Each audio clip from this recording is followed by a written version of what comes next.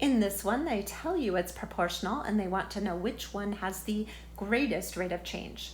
Another way of saying which one has the biggest slope. So you need to find the slope of all of them. So for letter A, y equals mx plus b, your slope is the number in front of x, which is 7, or 7 over 1. So your m, or rate of change, is 7.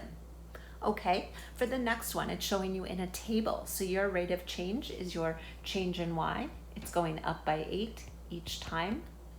They've told you it's proportional, so you only have to check one of these values, but you could do due diligence and check all of them, but each time it's going up by 8 for the y's and up by 2 for the x's. Remember, your slope is your change in y over change in x, which would be 8 over 2, which is 4.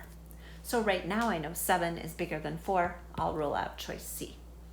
I'll go and I'll move to choice D, and I'll just pick my starting point, and I'll find the next place it crosses. It crosses perfectly here. It actually also crosses perfectly here.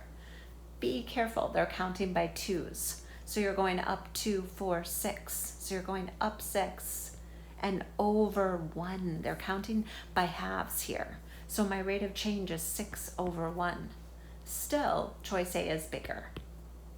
And my last one, which is choice B, the value of y increases by 12 for every increase of 4 in the value of x. What does that mean? Your change in y would be 12.